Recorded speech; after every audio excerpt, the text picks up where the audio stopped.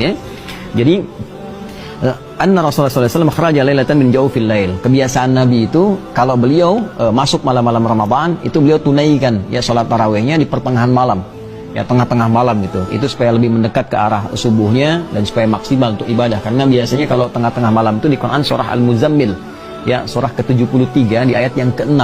Itu ada redaksi begini dari Al-Quran, inna nasyi'atal laili hiya asyaddu wat'aw wa aqwamu qila. Bangun malam itu lebih menggugah kepada jiwa dan memberikan sentuhan kepada hati lebih dalam. Karena suasananya lebih sedikit dari gangguan. Ya, kalau kita misalnya sholat kayak gini siang kan bunyi ini kedengaran, itu kedengaran, ya, semua serba terlihat dan sebagainya. Malam itu suasananya beda. Ada keheningan, ada kekhusyuan, ya. Jadi dulu kebanyakan orang bangkit di malam harinya untuk menunaikan sholat dan ini nanti dibiasakan di malam Ramadan termasuk bangkit lagi malam hari. Nah, cuma dulu kebiasaan Nabi sholat Isya istirahat, malamnya kemudian dibangun, dimaksimalin. Nah, beliau kemudian setiap pertengahan malam itu ke masjid. Orang ngelihat, oh Nabi sholat, di banyak gitu kan. Nah, jadi jangankan Nabi lah, sekarang aja kalau ada ulama besar malam keluar, orang ikut keluar kan, lihat gitu. Nah, ini Nabi keluar, orang ikut. Malam kedua lebih banyak, bahkan infonya itu nyebar langsung. Padahal belum ada yang seperti sekarang gitu kan, media sosial dan sebagainya itu ke kabilah lain datang, suku yang lain ikut datang ke masjid, sehingga malam ketiga itu masjid sudah nggak nampung. Di sini nggak disebutkan ajazal masjid an ahlihi, jadi masjidnya sudah nggak mampu nampung lagi, orang banyak keluar. Maka Nabi kemudian hari malam keempatnya nggak keluar, memutuskan dalam rumah saja. Ya, kemudian orang-orang udah nunggu, udah rame. Bahkan nanti di riwayat lain ada yang ngasih tanda ke Nabi dengan melemparkan kerikil-kerikil gitu ya. keluar nggak gitu. Nah, sampai subuhnya, lalu Nabi keluar menjelang salat subuh.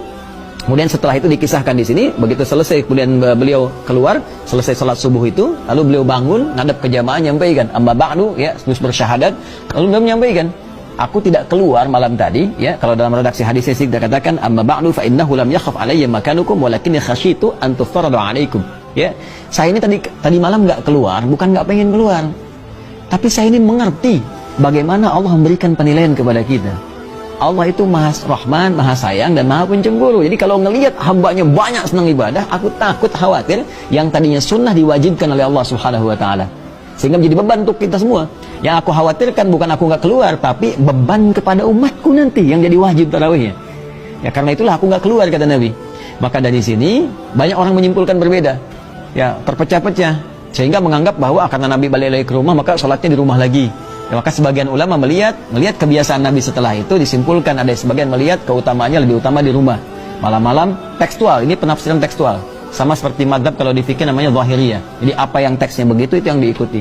Karena Nabi setelah itu nggak ke masjid lagi, banyak di rumah, maka sebagian madhab yang tekstual melihat, atau ada sebagian juga dari Maliki, kemudian juga nanti ada sebagian Syafi'i.